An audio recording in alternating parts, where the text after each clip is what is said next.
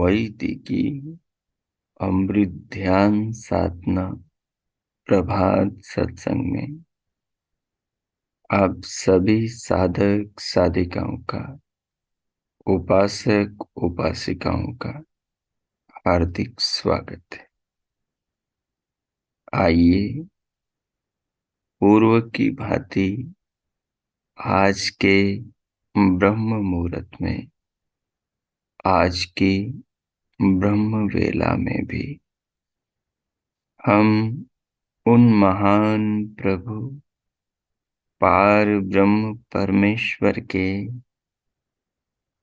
जगदाधिपति जगदीश्वर के अनंत दिव्य महान गुणों का ध्यान करते हुए उन भगवान को, उनकी महिमा को, उनके प्रेम, उनके वात्सल्य को अपने जीवन में, जीवन की घटनाओं में देखने का प्रयास करेंगे। प्रभु हमारे तारण तरणहार हैं। वो हमें तरना भी सिखाते हैं और हमें तारते भी हैं। संसार रूपी भवसागर में नौका के रूप में ये मनुष्य शरीर देने वाले, बनाने वाले, इसे प्रत्येक पल जीवित रखने वाले वे ही प्रभु हैं। वे ही अपनी व्यवस्थाओं से, वे ही अपनी शक्तियों से, वे ही अपने सृष्टिगत नियमों से समस्त प्राणियों के, मानव मनुष्यों के, स्त्री पुरुषों के, हम सब के शरीरों को धारण करते हैं, जीवन देते हैं, जीवित रखते हैं श्वास रूपी प्रेम से, प्राण रूपी करुणा से, जल अग्नि वायु आकाश रूपी इन पंचभूतों के परमाणु से, इनसे नाना खाद्य पेय वस्तुएं बनाकर उन पदार्थों के द्वारा प्रभु ही माता के गर्भ में बनाए शरीर को प्रत्येक पल इन पदार्थों के द्वारा जीवन देते हैं। मानो अपने हाथ उन्हीं के हाथ हैं। मानो अपने बुभुक्षा की प्रेरणा को वही करते हैं, प्यास की प्रेरणा को वही जगाते हैं। जीवन में अच्छे काम करने की प्रेरणा उन्हीं की ओर से आती है। बुराइयों को न करने की, झूठ छल कपट न करने की, अनर्थ कार्य न करने की प्रेरणा उन्हीं की ओर से हमारे हृदय में आती है। हमारे जीवन में जो भी आधार हैं वे परमपिता परमात्मा और उनके द्वारा बनाए संसार के पदार्थ हैं। हमारे सारे रिश्ते, सारे नाते, सारे संबंध भी उन्हीं की कृपा से हैं। वही पिता हैं, वही माता है, वही माता पिता के शरीरों के निर्माता है। माता पिता की देह के द्वारा पुत्र पुत्रियों की देह के वे ही निर्माता है। माता पिता के शरीर से पुत्र पुत्रियों के शरीर का वे ही पालन पोषण वृद्धि करते हैं, और बाद में वे ही पंचभूतों के द्वारा पृथ्वी जल अग्नि वायु आकाश के द्वारा सूर्य चंद्रमा अन्य ग्रह उपग्रहों के द्वारा पहाड़ पर्वत नदियां सागरों के द्वारा पेड़ पौधे वृक्ष वनस्पतियों के द्वारा गो आदि और अन्य पशु पक्षी कृमि पतंग आदि के द्वारा मानव के जीवन की वे ही रक्षा करते हैं। नाना भांति के विज्ञान से हमें वो पाल रहे हैं, हमारे शरीर को अपनी व्यवस्थाओं से धारण कर रहे हैं, मानो हमारे जीवन की नौका के परम आधार वे ही परमात्मा हैं, और इस नौका के खेवनहार भी वही है।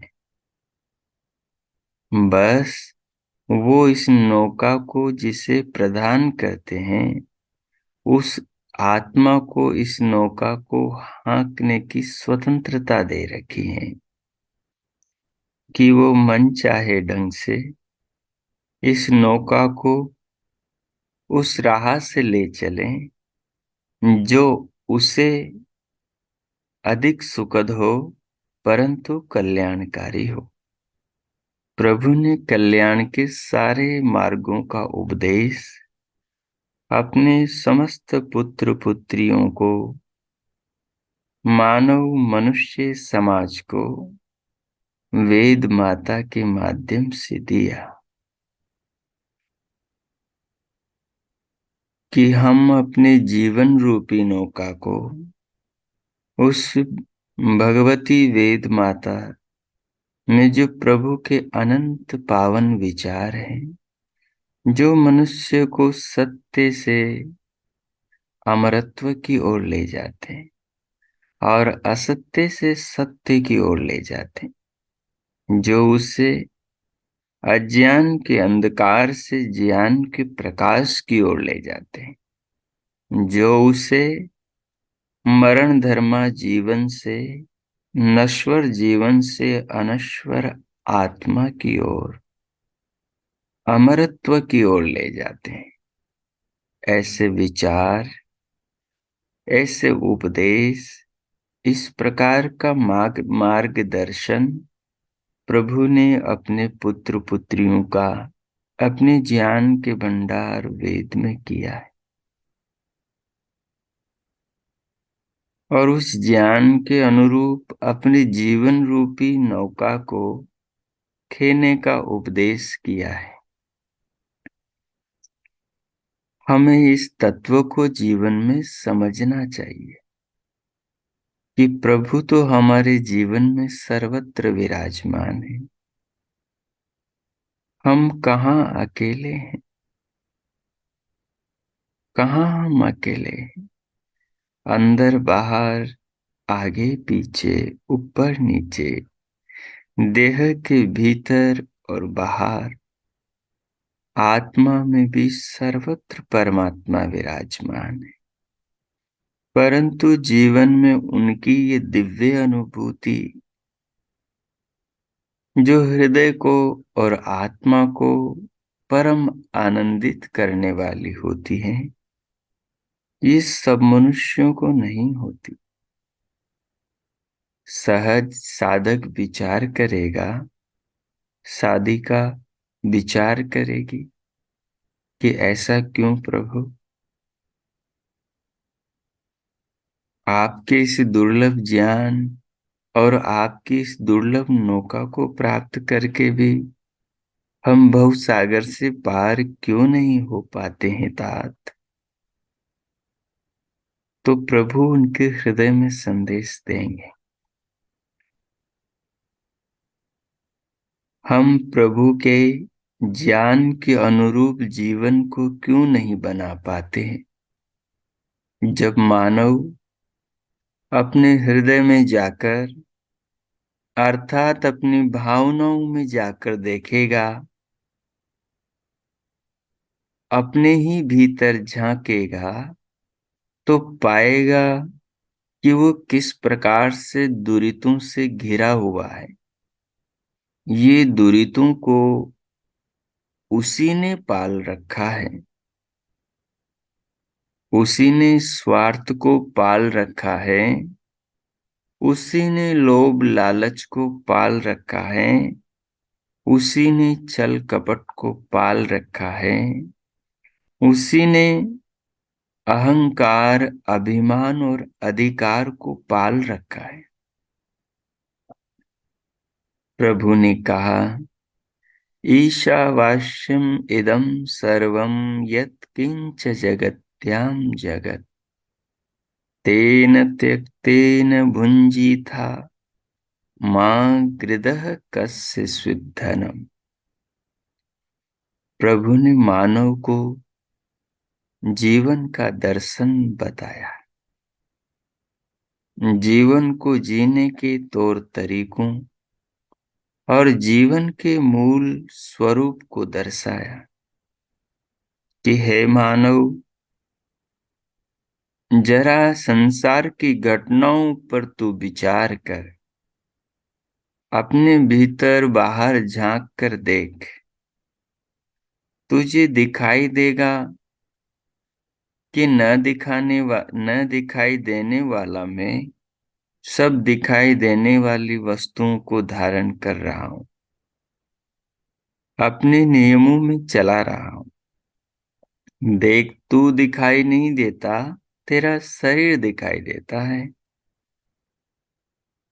वैसे ही संसार दिखाई देता है, मैं दिखाई नहीं देता। परंतु न दिखाई देता हुआ भी तू है ना, ऐसे ही न दिखाई देता हुआ मैं भी हूं।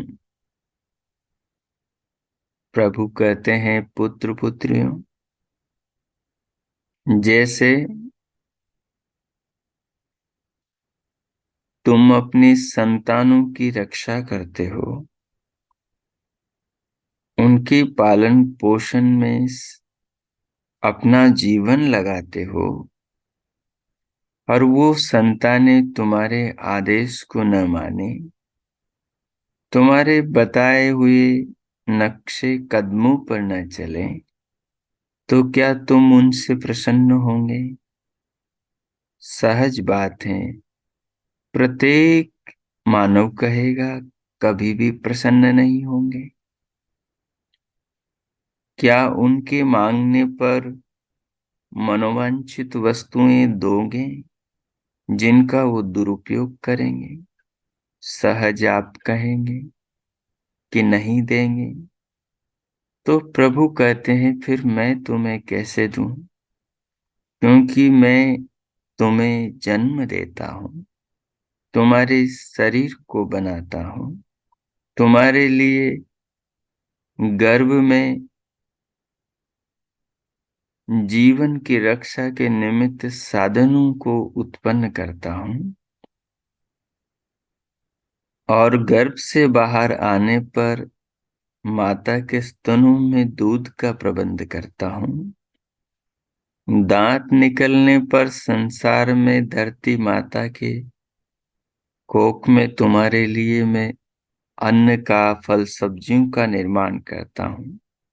प्रत्येक पल ऑक्सीजन के द्वारा तुम्हारे जीवन की रक्षा करता हूं। तुम जीवन को अच्छे से अच्छे जी सको, इसलिए तुम्हारे लिए आंखें बनाता हूं, कान बनाता हूं, हाथ पांव मन बुद्धि चित्त अहंकार बनाता हूं।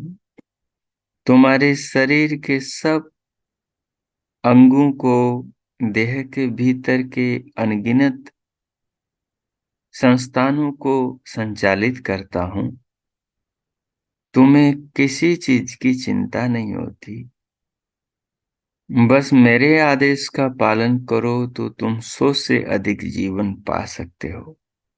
परंतु तुम मेरे आदेश के विपरीत जाओगे तो फिर कैसे मैं तुम्हें जो देने लायक है वो दे सकता हूं। तो हम यदि आज दुखों में हैं, आज हम प्रभु के आनंद से विहीन हैं, अगर आज हम विकारों में, बुरे विचारों में, बुरी भावनाओं में ग्रसित हैं, तो उसके जिम्मेदार हम हैं। अगर हमें मुक्ति नहीं मिल रही, अगर हमें वैराग्य नहीं हो रहा, तो उसके जिम्मेदार हम हैं।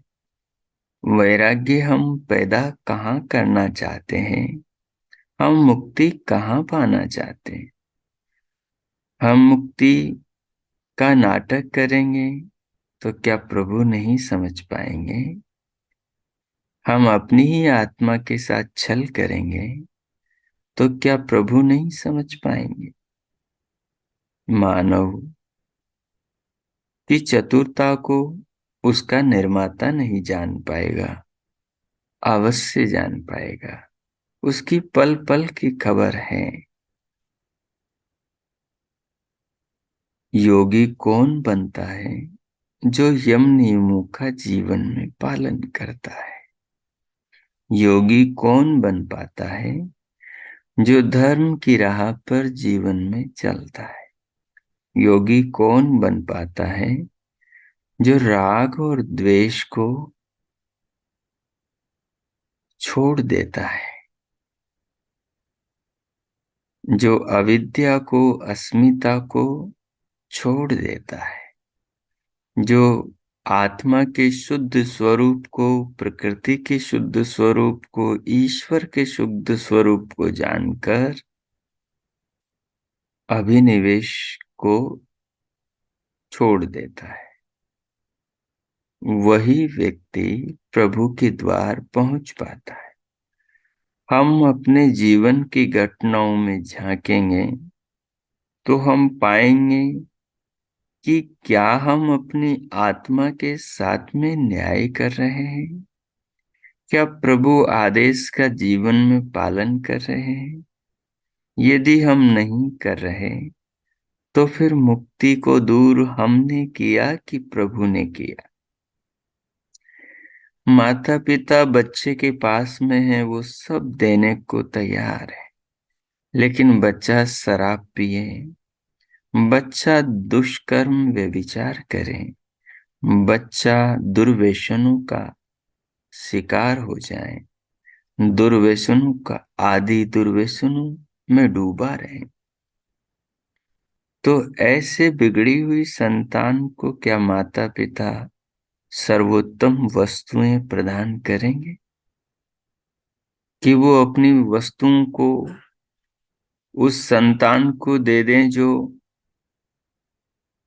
उन वस्तुओं को दुरुपयोग करें? कदापि नहीं देंगे। इसी तत्व से जीवन के साधना के तत्व को समझ लें आप। अगर हम प्रभु को अनुभव अभी नहीं कर पा रहे हैं, उसका कारण है कि हम प्रभु की अनुभूति के पात्र अपने आप को बना नहीं पा रहे। ईशावास्यम इदं सर्वम, कहा ईशावास्यम, रहने के योग्य इस शरीर और संसार को ईशा, ईश्वर ने बनाया है।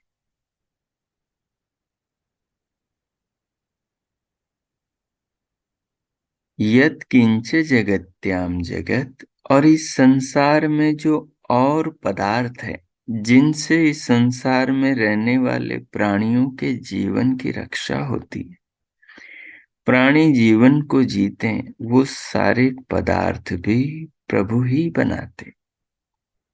इदम सर्वम यत्किंच जगत्याम जगत, जो भी कुछ संसार में है, चाहे ईश्वर द्वारा बनाया हुआ चाहे मनुष्यों द्वारा, वो सब ईश्वर की नियम व्यवस्था से ही संसार में बने।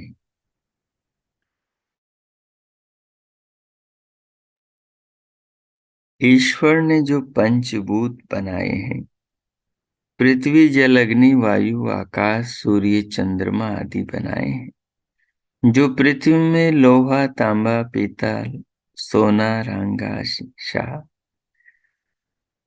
आदि जो पदार्थ बनाए, उन्हीं से मनुष्य ने नाना वस्तुओं का यंत्रों का निर्माण किया है। इन यंत्रों को बनाने के लिए मनुष्य को शरीर भी तो परमात्मा ने दिया है। उसको दिमाग, उसको सोचने समझने की शक्ति भी तो प्रभु दे रहे हैं। उसे जीवन जीने के लिए नाना पदार्थ भी तो प्रभु बना रहे हैं। तो ईशावास्यम इदम सर्वम यत् किंच जगत्याम च। इसलिए मानव को सब कुछ परमात्मा देते, अब उसके कल्याण का मंत्र भी उसे आगे बताते। उसके कल्याण का मंत्र क्या है? तेन त्यक्तेन भुंजी था मां गृदः कस्य शुद्धन। प्रभु क्या कहते हैं? तेन त्यक्तेन भुंजी था, जैसे मैंने तुझे संसार के सब पदार्थ तेरे कल्याण के लिए दिए हैं, तो इन पदार्थों में आसक्ति न करना, इन पदार्थों पर अपना अधिकार न जमाना। तो इन पदार्थों को अपनी आत्मा के कल्याण के लिए जीवन में प्रयोग करना। ये जीवन का, जीवन में व्यवहार करने का, जीवन में जीने का सूत्र है। जैसे प्रभु ने हमारे कल्याण के लिए संसार बनाया, संसार में सब पदार्थ बना रहे हैं, नित्य ही प्रतिपलम प्रभु के द्वारा बनाई श्वास से जीवन जी रहे। साग सब्जियों से, फलों से, औषधियों से, दालों से, ऑक्सीजन वृक्ष वनस्पतियों से जीवन जी रहे। इन सबको कौन बना रहा है? जैसे अपना शरीर हमने नहीं बनाया, माँ बाप ने नहीं बनाया, वैसे संसार की कोई वस्तु जो चेतन निर्मित नहीं है, मनुष्य निर्मित नहीं है, वो उस विश्व चेतना परमात्मा ने बनाया है। अब उसके पदार्थों पर कोई मनुष्य कहे मेरा अधिकार है, तो यही वो प्रभु के इस नियम का उल्लंघन कर चुका है कि तेन त्यक्तेन भुंजीता। यहां मनुष्य ने प्रभु के त्याग को, प्रभु के त्याग पूर्वक दिए दान को अपना मान लिया है। वो कह उठा शरीर मेरा है, यही अभिमान आ गया। वो कह उठा बुद्धि मेरी है, यही अभिमान आ गया। वो कह उठा ये बच्चे मेरे हैं, यही मिथ्या अभिमान आ गया। न शरीर उसका है,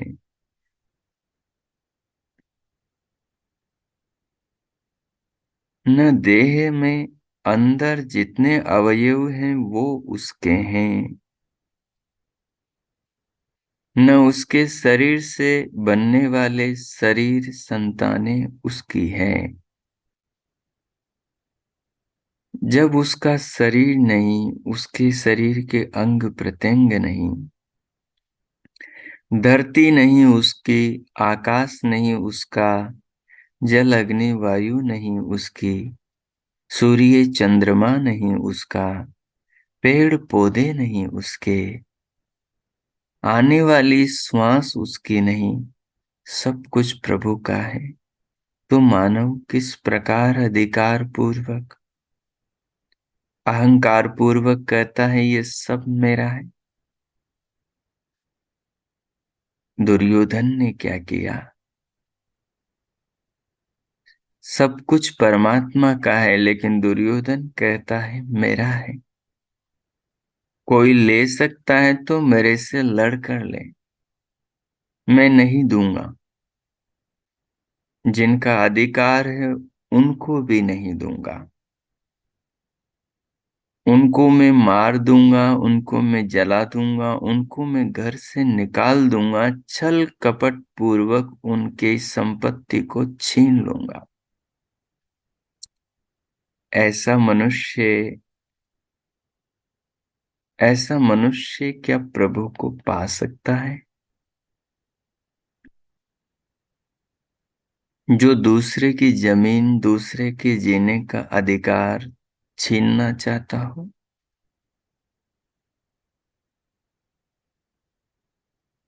जो दूसरे को मारना चाहता हो,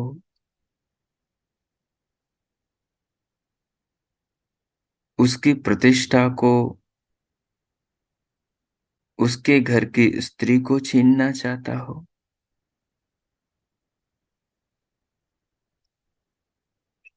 हम अपने जीवन की घटनाओं को देखेंगे। साधना जीवन शैली का नाम है।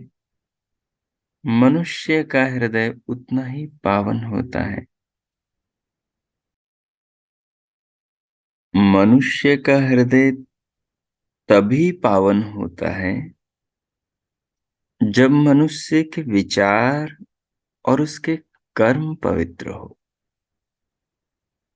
यदि मानव अपने विचारों को, अपने कर्मों को पवित्र नहीं बनाता,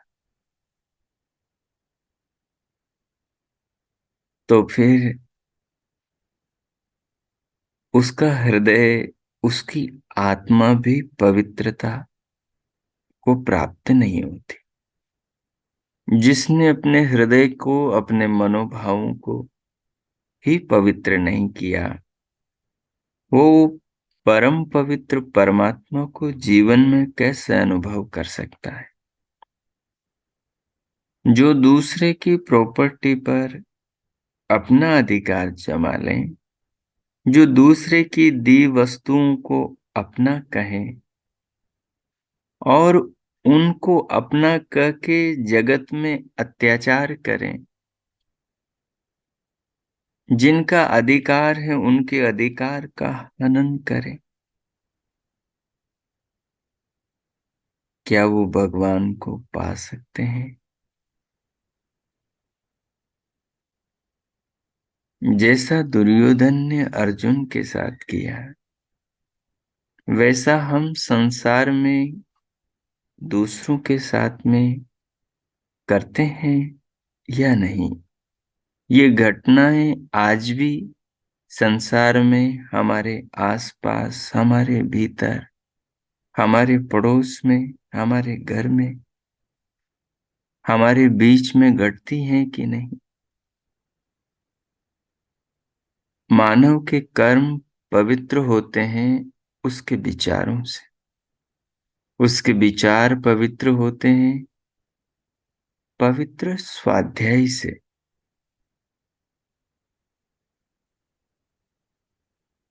जब शरीर प्रभु का है, संसार प्रभु का है, पृथ्वी जल अग्नि वायु आकाश प्रभु का है, ऑक्सीजन उसका भंडार, उसके निर्माण करने वाला प्रभु है, पेड़ पौधे, पत्ते, फल, सब्जियां, आकाश में उड़ते बादल, बरसता मेह, एक एक बूंद प्रभु की है। मानव के शरीर की रोम, उसके देह का एक एक बाल, उसके शरीर की एक एक कोशिका, उसकी देह का एक एक अंग भगवान का है।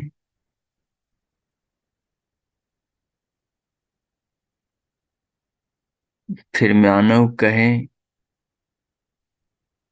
कि ये मेरा संसार में, ये जमीन मेरी, ये मकान मेरा, यहाँ अधिकार मेरा, ये पैसा मेरा, ये संतान मेरी, ये कारोबार मेरा, ये सम्मान मेरा, ये सब मेरा है, मेरा होना चाहिए, ये मेरा मेरा ही उसको मार देता है, और वो अंत तक मेरे मेरे में ही मर जाता है। जो अनावश्यक अपनी संतानों में मोह करते हैं और उनमें लोभ करके उनको लोभ का पाठ पढ़ाते हैं, वे अपनी संतानों को अवश्य ही मृत्युलोक में पुनर्जन्म की ओर धकेलते हैं। पेड़ पौधों में निवास करने वाले पशु पक्षियों का जीवन देखो। माँ बाप बच्चों को पैदा करते हैं, बच्चों को पाल पोस के बड़ा करते हैं, और उसके बाद में बच्चों को अनंत आकाश में उड़ने के लिए स्वतंत्र कर देते हैं। इतना ही नेह रखो, इतना ही मोह रखो, उन्हें पैदा करो, उनको बड़ा करो, उनको संसार में जीने के लिए अच्छी शिक्षा दो, और फिर उन्हें संसार में स्वतंत्र कर दो। अपनी आत्मा के उद्धार के लिए प्रयत्न करो, उनके मोह में न पड़े रहो।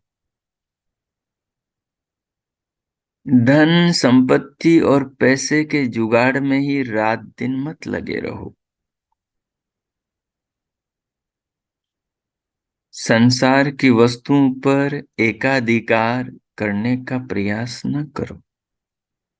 भगवान ने संसार को जीवात्माओं को मुक्ति पाने के लिए बनाया है, संसार में अधिकार करने के लिए नहीं।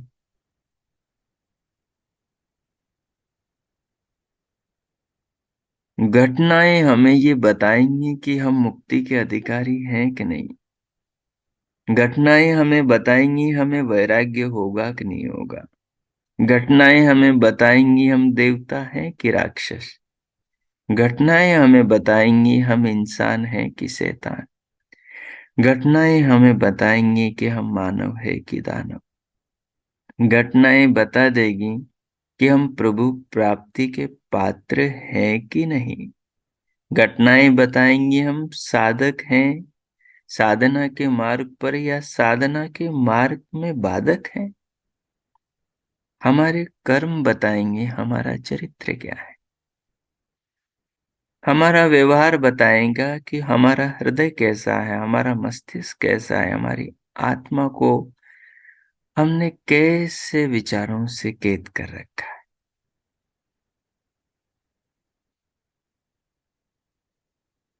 इसलिए साधना का अर्थ होता है व्यक्ति अपने आप को जांचे, जहां त्रुटि लगे, जहां बंधन लगे, उन गांठों को खोले, उन बंधनों को काटे जिनमें वो बंधा है, जिन्होंने उसे जकड़ रखा है, जो उसे पाप की ओर ले जाता है, जो उसकी शांति का, उसके सुकून का, उसके आत्म आनंद का, और उससे उसकी आत्मा को परमात्मा में रमण करने के अवसर की हत्या किए जा रहे हैं। मनुष्य अपना स्वयं ही मित्र है और अपना स्वयं ही शत्रु है। उसका कोई दुश्मन नहीं, वो दुश्मन खुद अपना है। वो जितना संसार में अन्याय करेगा दूसरे ईश्वर के पुत्र पुत्रियों के साथ में, भला कैसे परमात्मा उसके साथ न्याय कर सकता है। भगवान ने संसार को उसके सब बच्चों के कल्याण के लिए बनाया है। अगर ऑक्सीजन पर अधिकार भगवान मानव का दे देता तो ये सारे पेड़ पौधों पर खुद कब्जा करके बैठ जाता, जैसे धरती पर कब्जा करके बैठता है। एक आदमी को कितना जीवन जीने के लिए जमीन चाहिए, लेकिन वो कितनी जमीन पर कब्जा करके बैठता है। 4 आदमियों का परिवार 500 लोगों के जीवन जीने की जमीन पर स्वयं कब्जा कर लेता है। सामर्थ्य के बल पर, बुद्धि के बल पर उसको दुरुपयोग में लगाकर अनावश्यक धन एकत्रित करके जो धन उसे और पतन की ओर ले जाता है और उससे पाप और अपराध कराता है। जब मनुष्य की बुद्धि में धन और अन्न प्राथमिक हो और विवेक ज्ञान गौण हो, तो वो अपना ही पतन करता है, अपने आप को संसार में उन्नत दिखाता हुआ। लेकिन ज्ञानियों की दृष्टि में तो वही मूर्ख है। इसलिए हम कहीं मूर्खता के मार्ग पर तो नहीं चल रहे, हम कहीं आत्मा के विरुद्ध कर्म तो नहीं कर रहे, हम कहीं संसार में जो भगवान ने इस जगत को, सब पदार्थों को, समस्त प्राणियों के कल्याण के लिए बनाया है ना, उन पर एकाधिकार तो नहीं बना रहे। आज संसार से गौ माता की दुर्दशा हो रही है, उसका जिम्मेदार कौन है? क्या हम मनुष्य नहीं है? उसकी भूमि को, उसके चारागाह को हम खा गए, हमने वहां महल मेड़ियां बना ली। क्या हमारे पूर्वज इस धरती को स्वर्ग बनाने वाले, विश्व को अपना कुटुंब बनाकर जीने वाले, क्या वो इंसान बुद्धिमान नहीं थे?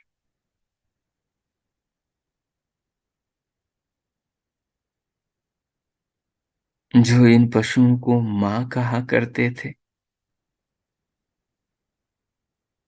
जो प्राणियों की रक्षा के लिए अपना मांस दे दिया करते थे आदिताइयों को। याद करो राजा सिब्बी को,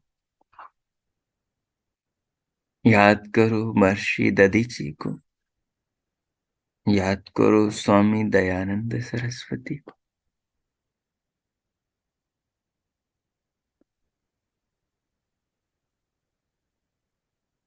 हम परमात्मा को पाना चाहते हैं और धरती पर इंसान बनना नहीं चाहते, तो कैसे परमात्मा मिलेगा? हमें अपने जीवन की घटनाओं को जांचना चाहिए और फिर हमें अपनी आध्यात्मिक ऊंचाई को मापना चाहिए। मापने के पैमाने हमारे पूर्वज पावन ऋषि ऋषिकाओं ने हमें दिए। ऋषियों ने हमें यम नियम दिए, ऋषियों ने हमें संध्या उपासना दी, ऋषियों ने हमें प्रभु के संदेश हम तक पहुंचाए वेदों के द्वारा। ऋषियों ने हमें अनेक शास्त्र दिए जिनके द्वारा हम अपनी इंसानियत की ऊंचाई को माप सके, हमने आध्यात्मिकता की ऊंचाई को माप सके, जिसके द्वारा हम अपने हृदय को माप सकें, हम अपने जीवन की स्थिति को माप सके। योगेश्वर श्री कृष्ण अर्जुन से कह रहे हैं, हे मित्र, हे पृथानंदन,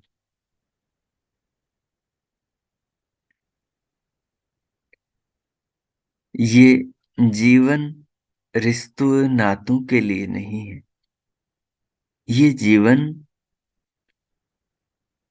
व्यक्तिगत ऐषणाओं की पूर्ति के लिए नहीं है, ये जीवन आत्मा की उद्धार के लिए। पाप के पक्ष को धारण करने से, पाप की राह पर चलने से कदाचित तुम्हारी कीर्ति उदय नहीं होगी। तुम्हारी कीर्ति अजर अमर नहीं होगी, तुम्हें स्वर्ग सुख नहीं मिलेगा। ये तुम्हारा जो भाव है, ये तुम्हें आर्योचित कार्यों से डिगा देगा, गिरा देगा। हम अपने जीवन में झांकेंगे तो पाएंगे कि हम अनार्य कार्य कितने करते हैं। आर्य कहते हैं ऋषि मुनियों को, जिनका जीवन वेदानुसार होता है। हम उन पूर्वजों के ज्ञान के विपरीत जीवन में कितने काम करते हैं। इसलिए हमारा हृदय परमात्मा के प्रेम से भरा हुआ नहीं रहता। इसलिए हमारे नेत्रों से प्रभु के प्रति स्तुति असुरों के द्वारा नहीं होती। जिसने गंगा जमुना बना रखी है, बहा रखी है, जिसके सागर लहरा रहे हैं, हर जो प्रेम में, हमारे कल्याण में, प्रतिपल हमारे उद्धार में इस तरह लगा हुआ है, पूरे ब्रह्मांड को धारण कर रहा है। प्रत्येक पल हमें श्वास देकर हम सो जाते हैं, हमें कुछ भी पता नहीं होता, तब भी हमारे जीवन की रक्षा करता रहता। उसको हम जीवन में अनुभव नहीं कर पाते। क्यों नहीं कर पाते? क्योंकि हम कहीं और कुछ अनुभव में लगे हैं, हम कुछ और इकट्ठा करने में लगे हैं। हमें संसार से और भी कुछ चाहिए, जो शायद परमात्मा से, अपनी आत्मा की उन्नति से बड़ा है।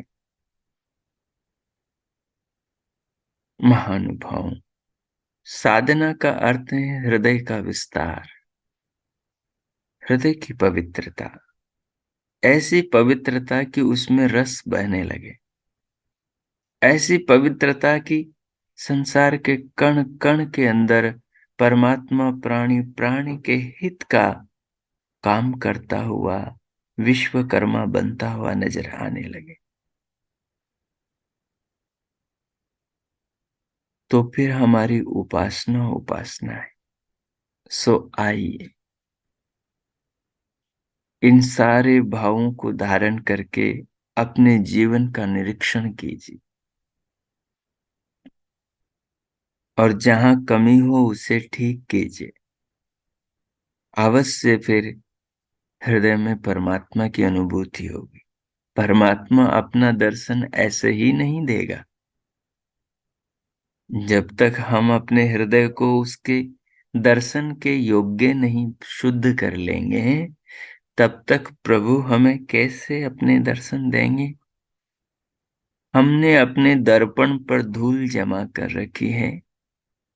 दर्पण हमें अपना चेहरा कैसे दिखा सकता है।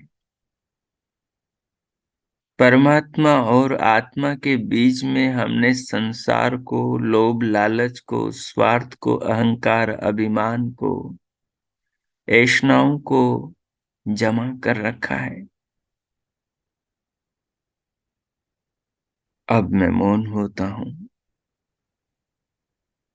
अपने अंतःकरण, अपने सांसारिक जीवन का दर्शन कीजिए, और जहां कमी हो संकल्प कीजिए कि वो दूर हो, और परमात्मा की प्राप्ति के लिए प्रयास कीजिए। ये मनुष्य जीवन एकदम 84 लाख योनियों में सर्वोत्तम है। इस जीवन को धन के लिए, अहंकार के लिए, स्वार्थ के लिए और अपने झूठे रिश्ते नातों के लिए बर्बाद मत कीजिए। इस जीवन को, ये जो 84 के फेरे में जीवात्मा फंसा हुआ है बेचारा, इसकी मुक्ति में, इसके कल्याण में लगाइए। ओ, अगले 10 मिनट तक साधना के सच्चे स्वरूप को समझाने वाले इस ध्यानमय चिंतन में प्रवेश कीजिए, और अपने जीवन की घटनाओं में झांक करके अपने हृदय को, अपनी आंतरिक स्थिति को समझने का प्रयास कीजिए। जहां त्रुटियां हो सुधारने का संकल्प कीजिए।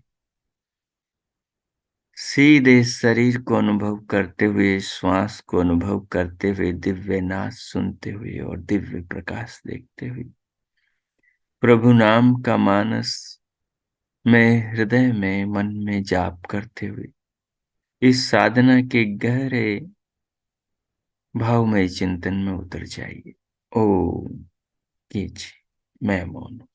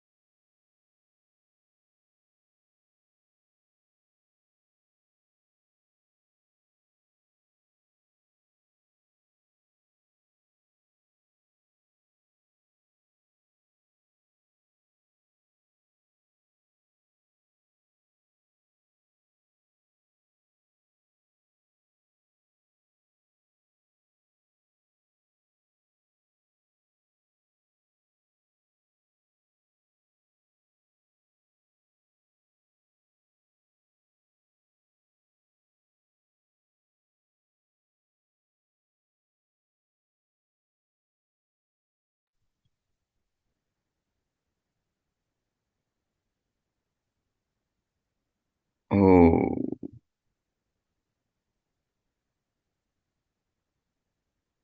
ओ।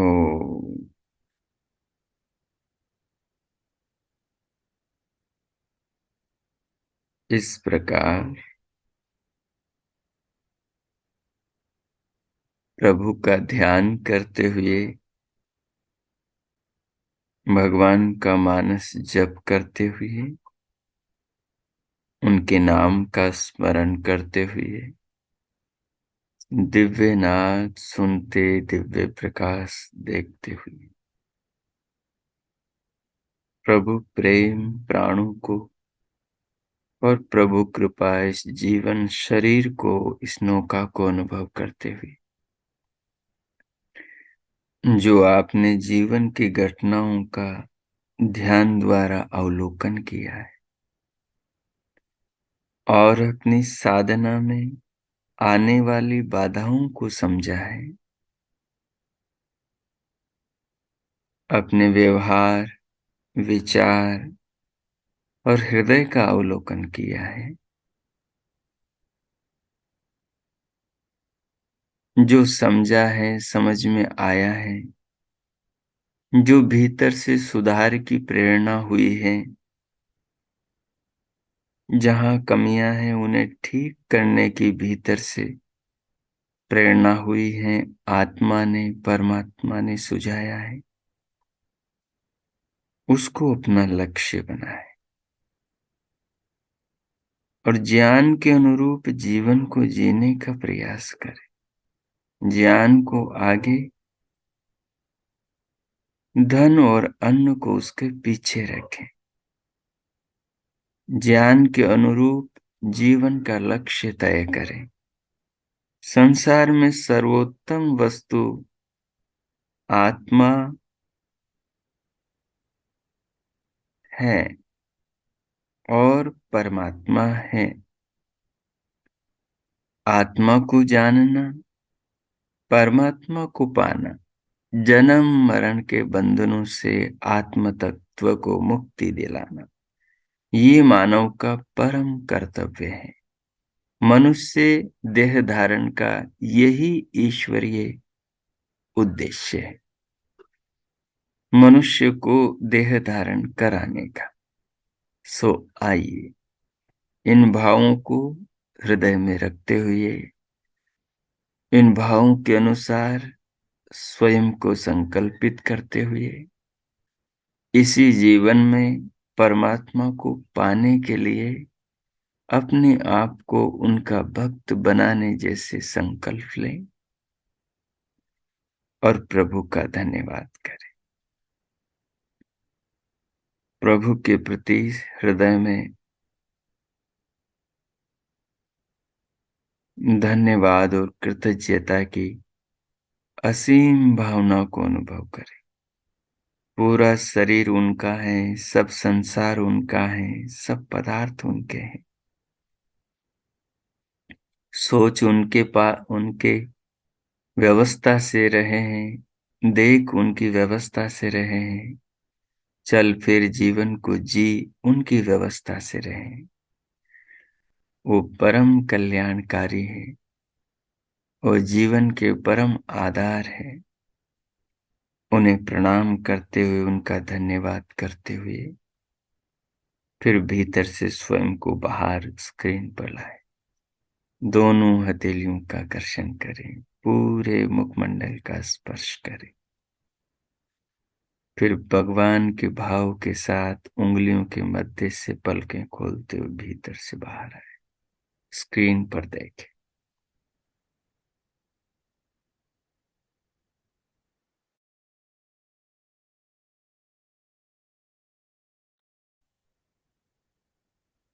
ओ।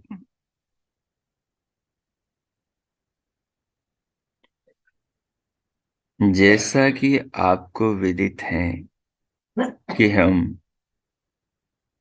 भगवान वेद व्यास, महर्षि वेद व्यास द्वारा रचित महाभारत ग्रंथ के एक भाग विशेष, जिसमें धर्म क्षेत्र कुरुक्षेत्र की पावन भूमि पर दोनों सेनाओं के मध्य भगवान श्री कृष्ण द्वारा महान धनुर्धर अर्जुन को मोहग्रस्त होने पर मोह से मुक्ति दिलाने के लिए आत्मा और शरीर की पृथकता का, देह की नश्वरता और आत्मा की अमरता का नाना भांति के उदाहरणों के द्वारा उपदेश दिया जा रहा है। जीवन का सच्चा स्वरूप समझाया जा रहा है। जब तक मानव देह की नश्वरता और आत्मा की अमरता के स्वरूप को नहीं समझ लेता, तब तक उसका संसार में मोह खत्म नहीं हो सकता। तब तक उसका स्वजनों में मोह खत्म नहीं हो सकता। तब तक संसार की वस्तुओं में उसका मोह खत्म नहीं हो सकता। तब तक वो संसार की वस्तुओं पर अपनी आधिपत्य से मुक्ति नहीं पा सकता। अपने आधिपत्य को हटाकर परमात्मा का आधिपत्य समझने की समझ उसे तभी आती है जब उसे शरीर और आत्मा के भिन्न स्वरूप का तत्व दर्शन हो जाए। अगर मानव को ये समझ में आ जाए कि उसका शरीर उसकी आत्मा नहीं है, उस शरीर से जो भी करता है उनका फल उसकी आत्मा को भोगना पड़ता है, और ईश्वर का ज्ञान वेद उसके विरुद्ध जो भी मानव शरीर से कर्म करता है उसका फल उसकी चेतना को भोगना ही पड़ेगा। अब वो स्वतंत्र है कि ईश्वर के ज्ञान वेद को जीवन में धारण करके वो आत्मा और शरीर के स्वरूप को समझ करके आत्मा की उन्नति का प्रयास करे। युद्ध करने से आत्मा की उन्नति होगी, अर्जुन की आत्मा की उन्नति होगी। युद्ध न करने से, स्वजनों में मोह रखने से उसके पाप की वृद्धि होगी और उसका फल उसे संसार में अपयश के रूप में मिलेगा, निंदा के रूप में मिलेगा, अगले जन्मों में वर्तमान में दुख के रूप में मिलेगा। वो कायर कहलाएगा, वो पलायनवादी कहलाएगा, वो धर्म भीरु कहलाएगा। श्री कृष्ण कह रहे हैं कि अर्जुन, जीवन तो नश्वर है, रिश्ते नाते सब नश्वर हैं, शरीर नश्वर है। ये सारे रिश्ते नाते और ये शरीर इस आत्मा के लिए हैं। तुम यदि अपनी आत्मा के लिए अच्छा सोचते हो तो समझो कि तुम सब स्वजनों के लिए अच्छा सोचते हो, और तुम यदि अपनी आत्मा के लिए अविवेक पूर्वक, अविद्या पूर्वक गलत सोचते हो तो समझो तुम सब स्वजनों के लिए बुरा सोच रहे हो। हम अपने घर में देख सकते हैं महानुभाव, हम अपने संबंधों में झांक सकते हैं, वहां भी महाभारत हो रहा। हमारे मन में, हमारे जीवन में, हमारे संबंधों में महाभारत, हमारी संस्थाओं में दो लोगों के बीच में महाभारत है। एक व्यक्ति धर्म की ओर जा रहा है, दूसरा व्यक्ति अधर्म का जाल बिछा रहा है। ये धर्म और अधर्म बहुत स्थूल भी हैं, बहुत सूक्ष्म भी हैं, इन्हें बहुत गूढ़ता से समझा जाता है। अर्जुन ने ऐसा नहीं है वेदों को नहीं पढ़ा, गुरु द्रोणाचार्य के गुरुकुल में इन्होंने वेदों को पढ़ा है, साक्षात धर्मराज युधिष्ठिर को धर्म का अवतार अर्थात धर्म को नित्य जीवन में जीने वाला कहा गया है। ऐसे महान भाई का छोटा भाई होने का गौरव अर्जुन को प्राप्त है। उसके उपरांत भी युद्ध के मैदान में वो मोह को प्राप्त है, अविद्या को प्राप्त है, शरीरों की नश्वरता को वो समझ नहीं पा रहा है। हम भी नहीं समझ पाते। हम भी कई बार अर्जुन बनते हैं। हम भी अपने हाथों से अपने बच्चों को मोह में, लोभ में, राग में अवनति की ओर जाता हुआ देखते हैं, परंतु हम कृष्ण नहीं बनते। हम अपने भीतर के कृष्ण को अपनी वाणी पर नहीं लाते, या यूं कहें कि हम पूर्वजों के शास्त्रों को, ईश्वर के आदेश वेद को नहीं पढ़ते, उसका इस्तेमाल अपने बच्चों पर नहीं करते, बच्चों को नहीं बोलते कि बेईमानी से नहीं कमाना है।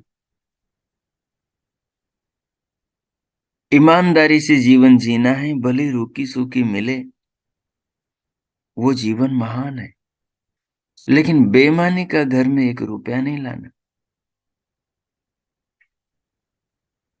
अगर बेईमानी बच्चा करेगा तो वो अपनी फैक्ट्री के अंदर, अपने व्यापार के अंदर, अपने व्यवसाय के अंदर, या कोई गवर्नमेंट नौकरी है तो उस पद के साथ में दूसरों के साथ अन्याय करेगा, और वो अन्याय की पूंजी घर में लाएगा और उससे घर में भोजन पकाएगा और सबको खिलाएगा, सबके हृदयों को दूषित करेगा। जब माँ बाप अपने बच्चों को धर्म का उपदेश नहीं देते तो वो बच्चे माँ बाप को अधर्म की ओर धकेल कर ले जाते, अधर्म का खिलाते, पाप खिलाते। जब माँ बाप बच्चों को धर्म का उपदेश देते हैं, धर्म की राह पर चलना सिखाते हैं, तो वो बच्चे अपने माँ बाप को अमृत पिलाते हैं, उनकी आत्मा को पवित्रता की ओर प्रेरित करते, उनकी मानस तरंगे घर के अंदर एक पावन वातावरण बनाती। लेकिन जिस घर के सदस्य ही अनीति अन्याय की राह पर जा रहे हो, माँ बाप बच्चों को पाप की ओर, झूठ की ओर, छल की ओर, कपट की ओर, बेईमानी की ओर, दो नंबर की ओर धकेल रहे हो, जिस संस्था के अधिकारी मिलकर संस्था को किसी अनैतिक कार्य की ओर ले जा रहे हो, बेईमानी पूर्वक संस्था के लिए धन संग्रह कर रहे हो,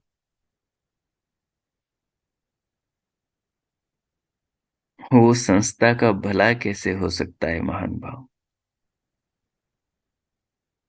उस परिवार का भला कैसे हो सकता है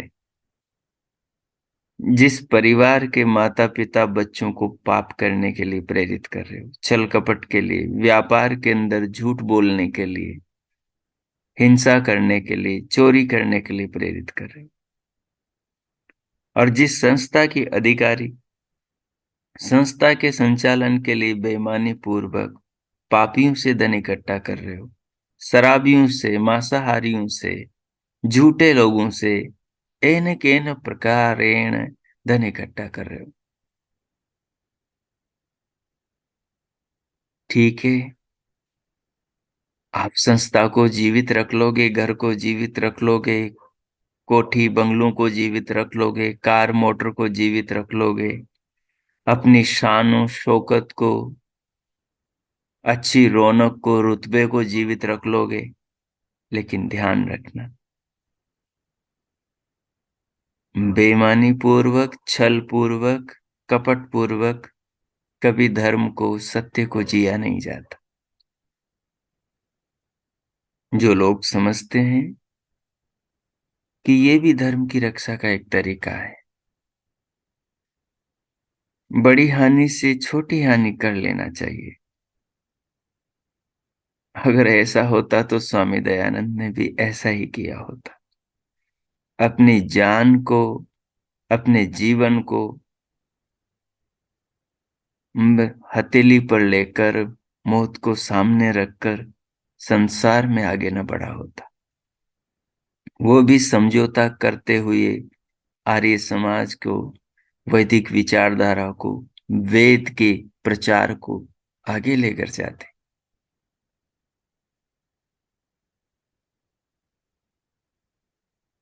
इसलिए अर्जुन को उपदेश जो श्री कृष्ण का है, वो उपदेश हर संस्था के व्यक्ति के लिए, हर परिवार के सदस्य के लिए, हर संबंध में बंधे हुए संबंधियों के लिए है। वो 100% वेद के अनुसार अपनी संस्था चलाएं, 100% वो वेद के अनुसार अपना परिवार चलाएं, 100% वो ईश्वर के आदेश के अनुसार अपना भोजन संग्रह करें, तो वो मुक्ति के अधिकारी बन सकते हैं।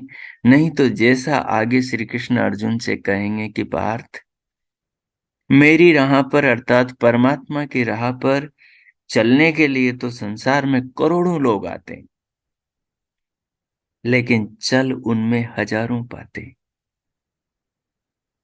और वो हजारों चलने वालों में भी सहस्त्रों गिर पड़ते हैं बीच में। बोले पहुंच तो इक्के दुक्के ही पाते। ये इक्के दुक्के पहुंचने वाले वही हैं जो धर्म के साथ खड़े हो, जो सत्य के साथ खड़े हो, जो यम नियमों के साथ खड़े हो, जो अपने पसीने से प्राप्त धन से जीवन निर्वाह का संकल्प लेकर जीवन जीते हो, वो मुक्ति को पाएंगे। पाप पर, अपराध पर, छल पर, झूठ पर, कपट पर, अर्जित द्रव्य से आप अपने हृदय को शुद्ध कर लेंगे? कदापि संभव नहीं। हमारे पूर्वजों ने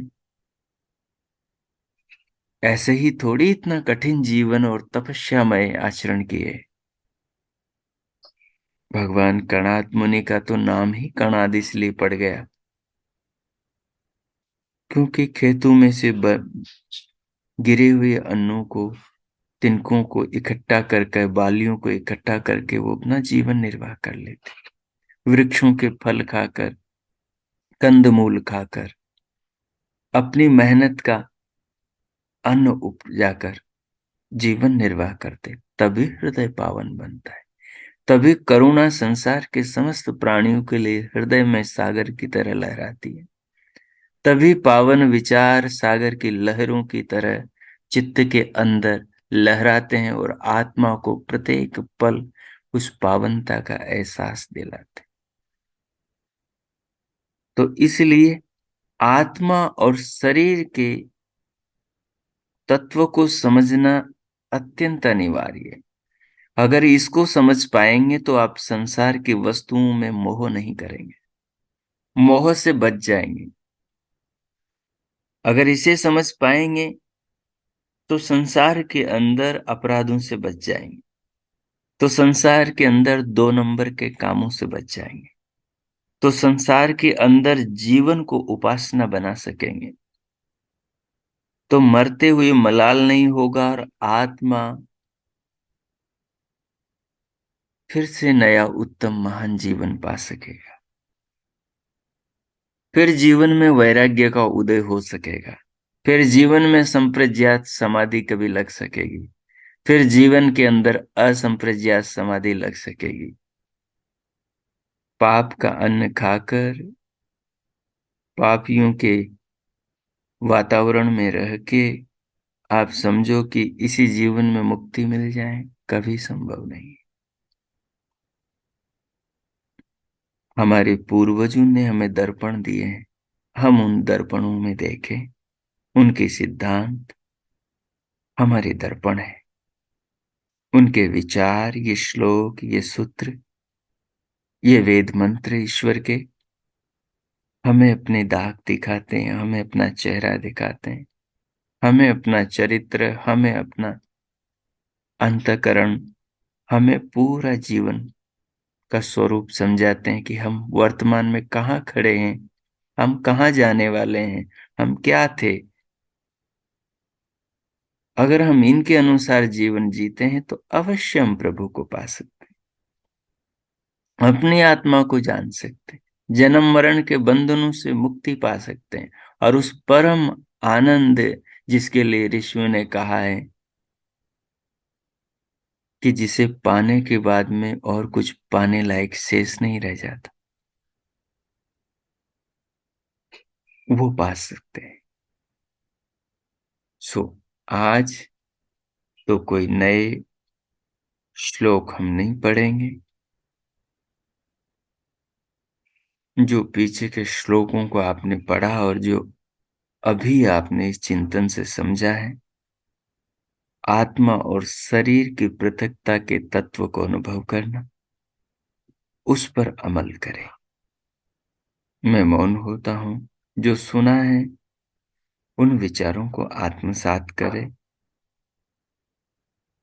और जीवन में व्यवहार में उसे देखने का प्रयास करें।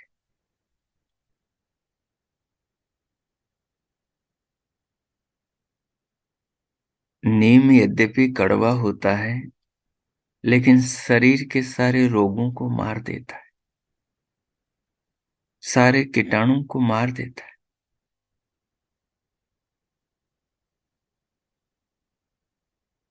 और मीठे जहर ने स्वामी दयानंद के प्राण ले लिए थे।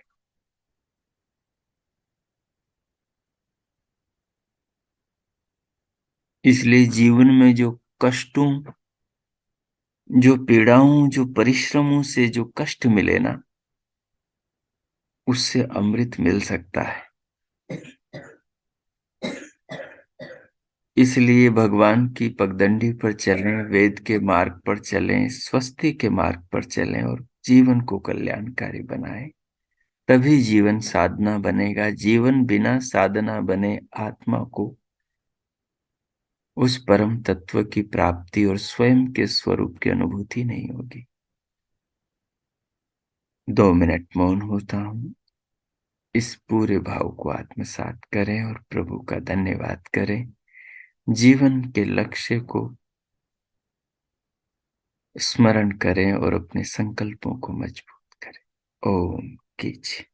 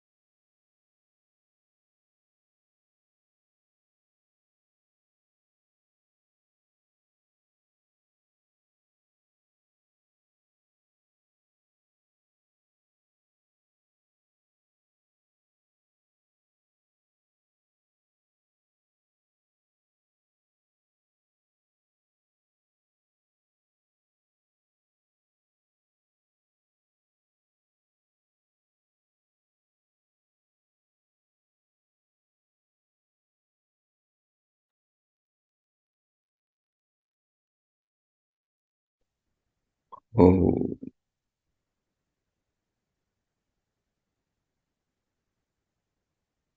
ओ। इस प्रकार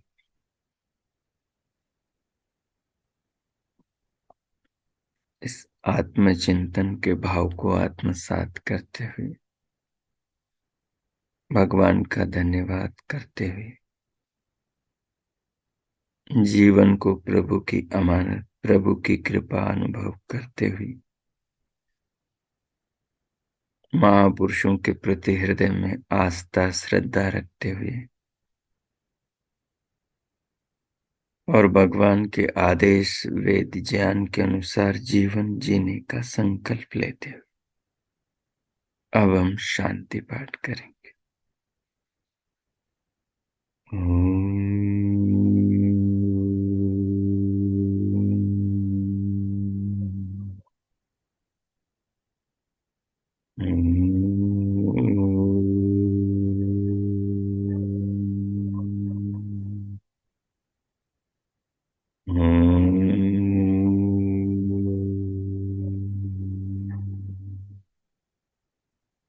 शांति शांति शांति ओम।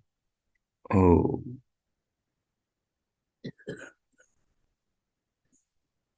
आज का आप सबका दिन शुभ हो, मंगलमय हो।